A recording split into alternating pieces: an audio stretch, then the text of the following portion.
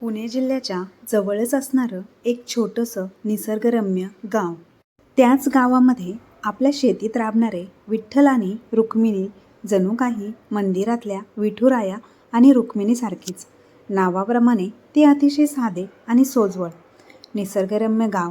गावाची ओळख म्हणजे लाल माती आणि शेतीत राबणारे विठ्ठल आणि रुक्मिणी. विठ्ठल म्हणजे आईचा खरा सेवक. शरीर पिळदार आणि चेहरा कष्टाने राबलेला, पण डोळ्यामध्ये एक शांतता आणि तेजस्वी आत्मविश्वास. रुक्मिणी त्याची पत्नी, शेतात खांद्याला खांदा लावून काम करणारी. पण तिच्या मनात एक मोठे स्वप्न होते. मुलगा अमर. हा त्यांचा एकुलता एक मुलगा. लहानपणापासूनच अतिशय हुशार. पण त्याची प्रतिभा शेतीच्या बांधावर नाही तर पुस्तकाच्या पानात फुलणारी होती. विठ्ठल आणि रुक्मिणी यांनी पाहिले की अमर मातीत रमत नाही. तो खूप मोठी मोठी स्वप्न पाहत असतो. एके दिवशी गावात एक कलेक्टर साहेब आले होते. त्यांच्या गाडीचा रुबाब, त्यांच्या शब्दातील वजन पाहून अमरने आपल्या आईवडिलांना विचारले, आई बाबा, हा माणूस कोण आहे? तेव्हा विठ्ठलरावांनी उत्तर दिले, तो कलेक्टर आहे पोरा. मोठा साहेब. सगळ्या गावचं भलं त्याच्याच हातात आहे. त्या क्षणापासून अमरने एकच ध्येय ठेवले, कलेक्टर व्हायचे. अमरचे ते ध्येय ऐकून विठ्ठल आणि रुक्मिणीलाही आनंद झाला. पण त्यांच्यासमोर डोंगरा एवढं आव्हान उभं राहिलं, शिक्षण. त्यांच्या गावात फक्त 4थीपर्यंत शाळा होती. अमरला शहरात शिकायचे म्हणजे त्याच्यासाठी ही मोठी किंमत होती. त्यामुळे विठ्ठलरावांनी आपल्या जमिनीचा एक छोटा तुकडा विकला. रुक्मिणीने आपल्या लग्नात मिळालेले सर्व दागिने विकले. दोघांनी शेतात काम करण्यासोबतच रात्रीच्या वेळी शेजारच्या साखर कारखान्यात मजुरीही केली. विठ्ठलराव उसाच्या मुळ्या हलवायचे आणि रुक्मिणीताई लोकांच्या घरी भांडी घासायच्या. अमर शहरात गेला. तो हॉस्टेलमध्ये राहू लागला. त्याला फी, पुस्तके, कपडे लागतील म्हणून विठ्ठलराव आणि रुक्मिणीताई दर महिन्याला त्याला मनी ऑर्डर करत. ती मनी ऑर्डर म्हणजे त्यांच्या शरीरातील रक्ताचे थेंबच होते. अमरनेही त्यांची मेहनत वाया जाऊ दिली नाही. त्याने रात्रंदिवस अभ्यास केला. त्याचे यश म्हणजे त्यांच्या कष्टाचे फळ होते. प्रत्येक वर्गात तो पहिला येई. पदवी पूर्ण झाल्यानंतर अमरने थेट UPSC परीक्षेची तयारी करण्याचे ठरवले आणि त्यासाठी त्याने दिल्ली गाठली. आता खर्च खूप वाढला. विठ्ठल आणि रुक्मिणीचे आता वय झाले होते, पण त्यांचा उत्साह कमी झाला नव्हता. त्यांनी गावकऱ्यांकडून कर्ज घेतले. व्याज वाढत होते, पण त्यांना एकच आस होती, आपला मुलगा कलेक्टर होणार. अमरने दिल्लीतील एका लहान खोलीत स्वतःला बंदिस्त केले. तो फक्त अभ्यास करत असे. 3 वर्षाच्या अथक परिश्रमानंतर तो दिवस आला. परीक्षांचा निकाल लागला. अमर जिल्हा अधिकारी कलेक्टर झाला होता. तो फक्त पास झाला नाही, तर त्याने देशात 2रा क्रमांक मिळवला. त्यांच्या गावात दिवाळीसारखा उत्साह पसरला. वडील, विठ्ठलराव आणि रुक्मिणीचे डोळे आनंदाश्रूंनी भरून आले. विठ्ठलने आपल्या पत्नीकडे पाहिले आणि म्हणाला, रुक्मिणी, आपले कष्ट फळाला आले. आता आपले गरिबीचे दिवस संपले. अमर गावात परतला. त्याचे भव्य स्वागत झाले. हार, तोरणे, ढोलताशे. पण विठ्ठल आणि रुक्मिणीच्या साधेपणाला ते रुबाबदार वातावरण मानवलेच नाही. त्यांनी फक्त आपल्या मुलाला मिठी मारली. तेव्हा अमरने त्यांना वचन दिले, आई बाबा, आता तुम्ही एक क्षणही शेतात काम करणार नाही. तुमचे उरलेले आयुष्य मी राजा राणीसारखे ठेवीन. तुम्हाला अमरच्या प्रशिक्षणाची वेळ आली. त्याने आईवडिलांना आपल्यासोबत शहरात सरकारी बंगल्यात आणले. बंगल्यात नोकर चाकर, गाड्या, घोडे, मोठी लायब्ररी होती. विठ्ठल आणि रुक्मिणीसाठी हे सर्व नवीन होते. त्यांना घरात मोकळेपणाने वावरताही येत नव्हते. रुक्मिणीताई स्वयंपाकघरात गेल्या तर स्वयंपाकवाल्याने त्यांना सांगितले, बाई, तुम्ही फक्त आराम करा. हे काम तुमच्यासाठी नाही. विठ्ठलरावांनी बागेत हात लावायचा प्रयत्न केला तर माळ्याने नम्रपणे त्यांना थांबवले. आणि अमर तर आपल्या कामात खूप व्यस्त झाला. सकाळपासून मीटिंग, संध्याकाळी अधिकारी, नेत्यांसोबत पार्ट्या. त्याला आईवडिलांसाठी वेळच मिळेना. याच दरम्यान अमरचे लग्न एका मोठ्या उद्योगपतीच्या मुलीशी ठरले, रागिनी. ती शिकलेली, मॉडर्न, फॅशनेबल होती, पण तिच्यात अजिबात साधेपणा नव्हता. तिच्यासाठी अमरचा कलेक्टरचा रुबाब महत्त्वाचा होता. त्याचे शेतकरी आईवडील. अमरने रागिनीला त्याच्या आईवडिलांबद्दल सांगितले, पण तिने स्पष्ट केले की अमर तुझ्या आईवडिलांचा मी आदर करते, पण त्यांच्या राहणीमानामुळे आणि बोलण्यामुळे माझ्या स्टेटसवर फरक पडेल या उच्चभ्रू समाजात ते शोभणार नाही. अमर, जो आता मिस्टर अमल पाटील IAS झाला होता, त्याने आपल्या महत्त्वाकांक्षेसमोर आईवडिलांच्या भावनांना गौण मानल्या. त्यांना अजिबात महत्त्व दिले नाही. त्याला वाटले यांच्यासाठी वेगळी सोय करू, पण सध्या करिअर महत्त्वाचे आहे. लग्नानंतर रागिनी त्यांच्या बंगल्यात आली. एका आठवड्यातच तिने अमरला सांगितले, हे बघ अमर, तुझ्या आईवडिलांना मी काहीही बोलू शकत नाही, पण त्यांच्या वागण्यामुळे मला पार्टीत लाज वाटते.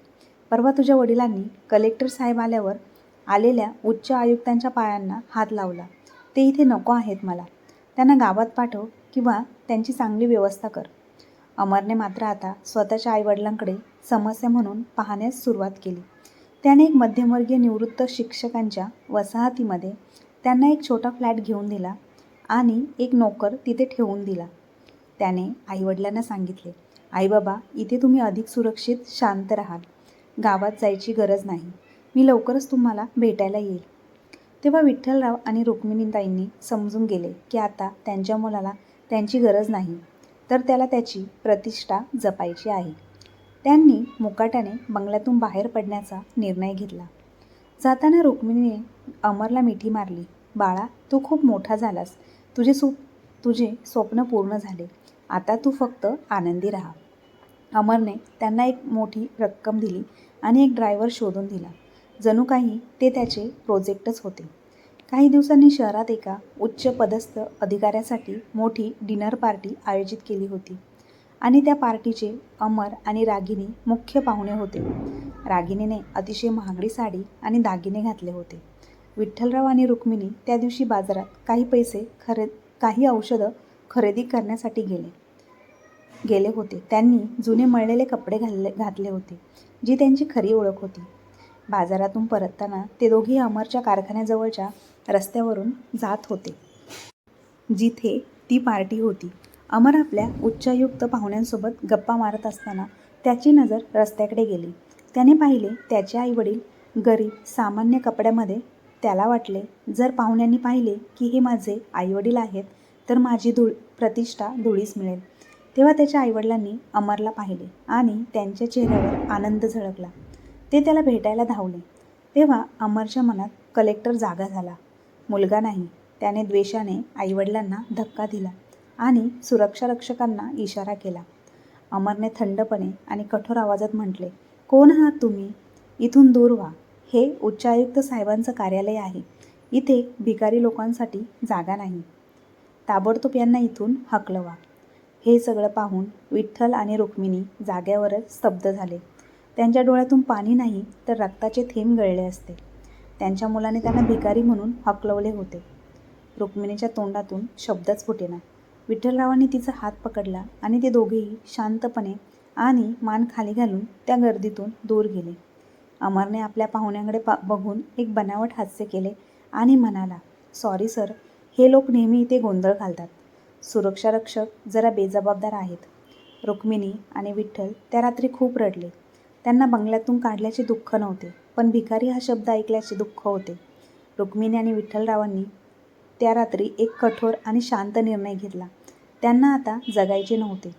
आपले आयुष्य त्यांनी एका मुलासाठी वेचले आणि आता त्या मुलाने त्यांना ओळखही दिली नाही. पण त्यांना मरायचेही नव्हते, तर एक असे काम करायचे होते जे अमरला आयुष्यभर पश्चाताप करायला लावेल. दुसऱ्याच दिवशी त्यांनी अमरने दिलेले सर्व पैसे आणि फ्लॅटची चावी त्याच्या ऑफिसला पाठवून दिली आणि सोबत एक चिठ्ठी होती आणि त्यामध्ये असे लिहिले होते की बाळा, आता आम्ही तुझे आईवडील नाही. तुझ्या कलेक्टरच्या रुबाबात अडथळा नको म्हणून आम्ही दूर जात आहोत. तू सुखी राहा. त्यानंतर विठ्ठलराव आणि रुक्मिणीताई त्यांच्या गावाकडे परतले. गावात परतल्यानंतर त्यांनी त्यांचे राहिलेले कर्ज फेडले आणि आपल्या राहिलेल्या 2 एकर जमिनीची नोंदणी केली. त्यांनी त्या जमिनीवर एक मोठी शाळा आणि वाचनालय बांधण्याचा संकल्प केला. त्यांना माहिती होते की त्यांच्यासारख्या गरीब शेतकऱ्यांच्या मुलांना शिक्षणापासून वंचित राहू नये. या कामासाठी लागणारा पैसा त्यांनी कुठून आणला? वर्षानुवर्ष विठ्ठल आणि रुक्मिणी यांनी प्रत्येक महिन्याला अमरसाठी मनी ऑर्डर करताना त्या मनी ऑर्डरचे रिकरिंग डिपॉझिट चालू ठेवले होते. कारण त्यांना वाटले होते की कलेक्टर झाल्यावर अमर हे पैसे परत करेल. अमरने ते पैसे परत केले नाहीत, पण ती बचत आज त्यांच्या उपयोगी पडली. त्यांनी आपले सर्व पैसे आणि गावकऱ्यांकडून जमा केलेले पैसे त्यांच्या जमिनीचं शिक्षण संस्थेच्या नावावर केले. त्यांनी त्या संस्थेचे नाव ठेवले कष्टकरी शेतकरी शिक्षण संस्था. काही वर्षातच विठ्ठलराव आणि रुक्मिणीताईंच्या मार्गदर्शनाखाली कष्टकरी शेतकरी शिक्षण संस्था उभी राहिली. ती फक्त एक शाळा नव्हती, तर एक आश्रमशाळा होती, जिथे गरीब शेतकरी कुटुंबातील मुलांना मोफत शिक्षण, भोजन आणि निवास मिळत असे. विठ्ठलराव आणि रुक्मिणीताई तिथेच राहून मुलांना शिकवत, त्यांची काळजी घेत. त्यांना कलेक्टरची गरज नव्हती. त्यांनी आता अनेक भावी अधिकारी तयार करायला सुरुवात केली होती. त्यांच्या संस्थेचे कार्य इतके मोठे झाले की त्याचे वृत्तपत्रात कौतुक होऊ लागले. हळूहळू महाराष्ट्रात आणि देशात त्यांच्या संस्थेची कीर्ती पसरली. 5 वर्षानंतर अमर पाटील IASची बदली झाली. त्याला आता त्याच्या मूळ जिल्ह्याच्या जिथे त्याचे गाव होते तिथे जिल्हाधिकारी म्हणून पदभार स्वीकारायचा होता. पहिल्याच दिवशी एका पत्रकार परिषदेत पत्रकारांनी त्याला विचारले, साहेब, तुमच्या जिल्ह्यात कष्टकरी शेतकरी शिक्षण संस्था नावाचा एक चमत्कार आहे. 2 गरीब शेतकऱ्यांनी त्यांच्या सर्व मालमत्तेतून ही संस्था उभारली आहे. लाखो मुलांसाठी ते देवदूत आहेत. या संस्थेबद्दल आपले काय मत आहे? हे ऐकून अमरला धक्का बसला. त्याला या संस्थेबद्दल काहीच माहीत नव्हते. त्याने अधिकाऱ्याला विचारले आणि त्याला धक्कादायक माहिती मिळाली. कष्टकरी शेतकरी संस्था उभारणारे दुसरे तिसरे कोणी नसून त्याचेच आईवडील होते, विठ्ठलराव आणि रुक्मिणी. त्याच्या हातात संस्थेच्या उद्घाटनाचा फोटो आला. फोटोमध्ये विठ्ठलराव आणि रुक्मिणी हसतमुख होते, पण त्यांच्या डोळ्यातील वेदना अमरला स्पष्ट दिसत होत्या. अमरने लगेच त्या संस्थेकडे जाण्याचा निर्णय घेतला. तो आपल्या सरकारी गाडीतून मोठा लवाजमा घेऊन त्या गावातील संस्थेत पोचला. विठ्ठलराव आणि रुक्मिणी मुलांना शिकवत होते. अमरने त्यांना पाहताच त्याच्या डोळ्यातून अश्रू वाहू लागले. त्याला आठवले भिकारी हा शब्द आईवडिलांनी त्याला मिठी मारलेला शेवटचा क्षण. त्याने गाडीतून उतरून थेट त्यांच्या पायावर डोके ठेवले. आई बाबा, मला माफ करा. मी खूप मोठी चूक केली आहे. मी कलेक्टर झालो, पण माणूस म्हणून हरलो. विठ्ठलराव आणि रुक्मिणी शांतपणे उभे राहिले. त्यांच्या चेहऱ्यावर कोणतीही भावना नव्हती. राग नाही, प्रेम नाही, फक्त एक शांत उदासीनता होती. विठ्ठलरावांनी फक्त एकच वाक्य म्हटले, अमर साहेब, तू कोण? तुम्ही? आम्ही तुम्हाला ओळखत नाही. आमचा मुलगा तर त्याच दिवशी मेला ज्या दिवशी तो आम्हाला भिकारी म्हणाला होतास. रुक्मिणीने अमरकडे पाहिले आणि म्हणाली, आम्ही आता या सर्व मुलांचे आईवडील आहोत. तू फक्त कलेक्टर आहेस. या संस्थेचा सामान्य लोकांच्या कष्टाचा आदर कर आणि परत जा. अमरने खूप विनंती केली, पण ते बदलले नाही. त्यांनी अमरला एका क्षणासाठी जवळ घेतले नाही. नियतीने अमरला त्याचे कलेक्टरपद, त्याचा रुबाब आणि श्रीमंती दाखवली आणि मग त्याला जाणीव करून दिली की तो गरीब शेतकरी आजही त्याच्यापेक्षा श्रीमंत आहे. अमरला आयुष्यभर ही शिक्षा मिळाली. त्याचे आईवडील जिवंत होते, यशस्वी होते, पण त्यांनी त्याला मुलगा म्हणून ओळखण्यास नकार दिला. या घटनेनंतर अमरने कलेक्टर म्हणून आपला कार्यकाळ पूर्ण केला. तो एक कर्तव्यनिष्ठ अधिकारी बनला, पण आयुष्याच्या प्रत्येक क्षणी त्याला त्याच्या आईवडिलांच्या संस्थेची आठवण यायची. कलेक्टर म्हणून तो कष्टकरी शेतकरी शिक्षण संस्थेच्या बाहेरून जाई, पण त्याला आत जाण्याची हिंमत झाली नाही. कारण त्याला माहिती होते की जगात सर्वात मोठी शिक्षा कोणती असेल तर ती म्हणजे तुम्ही ज्याच्यासाठी आयुष्यभर कष्ट केले त्यांनी तुम्हाला परके मानणे. अमरने आयुष्यभर पश्चातापाची आग मनात ठेवली. त्यानंतर अमरने आपल्या जिल्ह्यातील सर्वात मोठा निधी कष्टकरी शिक्षण संस्थेला दिला आणि त्याने स्वतःच्या बंगल्यातील एक खोली विठ्ठलराव आणि रुक्मिणी वाचनालय म्हणून सुरू केले, जिथे गरीब मुलांना मोफत पुस्तके दिली जात. आईवडिलांना परत मिळवता आले नाही, पण त्यांच्या कार्याचा तरी आदर करून त्याने आपल्या पापांचे प्रायश्चित्त करण्याचा प्रयत्न केला. आईवडिलांनी दिलेला नकाराचा तो क्षण अमरच्या आयुष्यातील सर्वात मोठा कटू अनुभव होता. त्याने जिल्हाधिकारी म्हणून आपल्या पदाचा वापर केवळ सत्ता चालवण्यासाठी नाही, तर प्रायश्चित्त करण्यासाठी सुरू केला. त्याला आईवडिलांना परत मिळवता आले नाही, पण त्यांच्या कष्टकरी मूल्यांना तो जगू इच्छित होता. त्याने आपल्या जिल्ह्याच्या शेती सुधारणावर विशेष लक्ष केंद्रित केले. त्याच्या बंगल्यातील पार्ट्या थांबल्या आणि तिथे आता गरीब विद्यार्थ्यांसाठी अभ्यास वर्ग सुरू झाले. त्याने सार्वजनिक ठिकाणी घोषणा केली की माझ्या आयुष्यातील सर्वात मोठे शिक्षण मला माझ्या शेतकरी आईवडिलांकडून मिळाले आहे. अमरने एक अतिशय महत्त्वाकांक्षी प्रकल्प हाती घेतला. मातीचा मान योजना. या योजनेतून तो स्वतः आणि त्याचे अधिकारी आठवड्यातून एकदा गावात जाऊन शेतकऱ्यांच्या बांधावर बसायचे आणि त्यांच्या समस्या ऐकून घ्यायचे. अमरच्या या बदलामुळे त्याची पत्नी रागिनी कमालीची नाराज झाली. तिला वाटले की हा गरिबाचा दिखावा तिच्या उच्चभ्र जीवनशैलीसाठी धोकादायक आहे. तुम्ही कलेक्टर आहात अमर. तुम्हाला हे शेतकरी आणि मातीत खेळणे शोभत नाही. तुम्ही माझी आणि तुमच्या पदाची प्रतिमा खराब करत आहात. रागिनीने स्पष्ट शब्दात त्याला सुनावले. अमरने शांतपणे उत्तर दिले, रागिनी, आज मला कळले की माझी खरी किंमत काय आहे. मी कलेक्टर तुमच्या श्रीमंतीमुळे नाही झालो, तर माझ्या आईवडिलांच्या घामामुळे झालो. हीच माझी खरी ओळख आहे. मतभेद वाढले आणि अखेर दोघांनीही घटस्फोट घेण्याचा निर्णय घेतला. रागिनी निघून गेली. आता अमर पूर्णपणे एकटा झाला होता.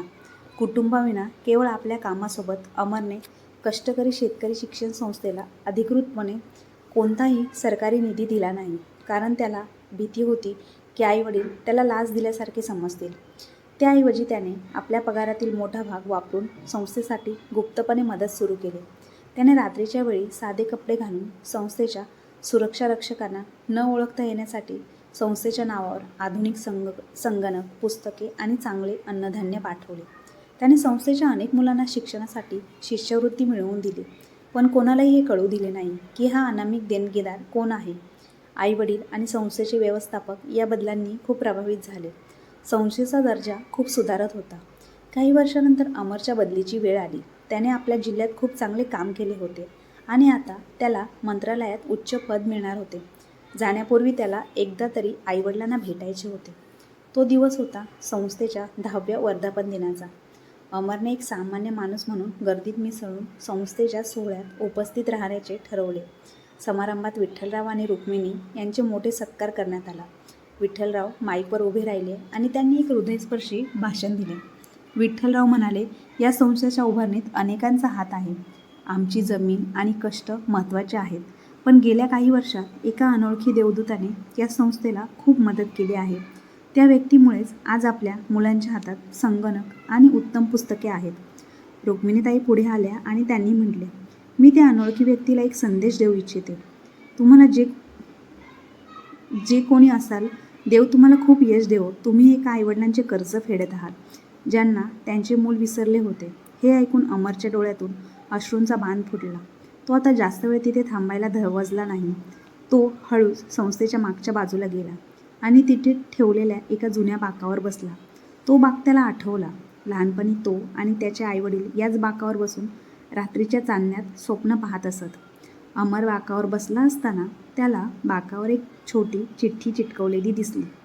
ती चिठ्ठी रुक्मिणीताईंच्या हस्ताक्षरात होती. अमरने ती चिठ्ठी थरथरत्या हाताने उघडली. त्यावर लिहिले होते, माझ्या बाळा अमर, आम्ही भिकारी शब्द ऐकला, पण आम्ही आंधळे नाही. तू दिलेले प्रेम आणि अनामिक मदत आम्हाला माहिती आहे. त्या दिवशी तू आम्हाला हिणवले नाहीस, तर तुझ्या कलेक्टर पदाला हिणवले. म्हणून आम्ही तुला तुझ्या पदापासून दूर केले. आम्हाला कलेक्टरची गरज नव्हती. आम्हाला आमचा अमर हवा होता, जो मातीवर प्रेम करतो आणि माणसांची कदर करतो. तू कलेक्टर म्हणून खूप चांगले काम केलेस. तू परत शेतकऱ्यांचा आणि गरिबांचा झालास.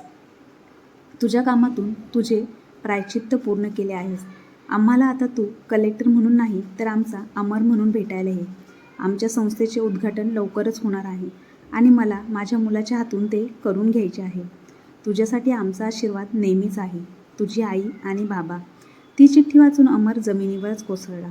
त्याचे आईवडील त्याला कधीच विसरले नव्हते. ते फक्त त्याच्या परत येण्याची वाट पाहत होते, पण कलेक्टर म्हणून नाही, तर माणूस म्हणून. अमरने ती चिठ्ठी छातीशी कवटाळली आणि तो धावत संस्थेच्या मुख्य प्रवेशद्वाराकडे गेला. आईवडील अजूनही तिथे उभे होते. अमरने दुरूनच त्यांना पाहिले. तो त्यांच्याकडे धावला आणि त्याने त्यावेळी कोणताही विचार न करता आईवडिलांना घट्ट मिठी मारली. विठ्ठलराव आणि रुक्मिणी यांनीही त्याला तितक्याच प्रेमाने मिठी मारली. त्यांचे डोळे पुन्हा एकदा भरून आले, पण यावेळी ते आनंदाश्रू होते. नियती जिंकली होती, पश्चाताप जिंकला होता आणि सर्वात महत्त्वाचे म्हणजे माणुसकी जिंकली होती. अंतिम निष्कर्ष अमरने मंत्रालयातील मोठे पद नाकारले. त्याने आपल्या जिल्ह्यात राहून मातीचा मान योजना पुढे चालू ठेवली आणि कष्टकरी शेतकरी शिक्षण संस्थेच्या कार्यात सक्रिय सहभाग घेतला. तो फक्त कलेक्टर नव्हता, तर अनेक गरीब मुलांसाठी आता तो त्यांचा आधार आणि मार्गदर्शक होता. नियतीने त्याला शिक्षा दिली होती, पण त्या शिक्षेमुळेच त्याला त्याचे माणुसकीचे मूळ परत मिळाले. अमरने सरकारी सेवेतून लवकरच निवृत्ती घेतली आणि त्याने उर्वरित आयुष्य कष्टकरी शेतकरी शिक्षण संस्थेच्या विकासासाठी समर्पित केले. त्याने आपल्या आईवडिलांची सेवा केली आणि त्याचे कलेक्टरचे पद मागे पडले, पण त्याचे अमर हे नाव आयुष्यभर टिकून राहिले. तर मित्र आणि मैत्रिणींनो, आईवडिलांचा तुम्ही कितीही तिरस्कार करा, तुम्ही मोठ्या पदावर जाऊन त्यांचा कितीही अपमान करा, परंतु प्रत्येक आईवडिलांसाठी त्यांचा मुलगा हे त्यांचं छोटं बाळच असतं. तर मित्र आणि मैत्रिणींनो, तुम्हाला आजची कथा कशी वाटली कमेंट बॉक्समध्ये नक्की कळवा. आणि आजची कथा आवडली असल्यास आपल्या चॅनलला लाईक, शेअर, सबस्क्राईब नक्की करा. आणि अशाच नवनवीन कथा ऐकण्यासाठी नोटिफिकेशन बेलवर क्लिक करायला विसरू नका. धन्यवाद.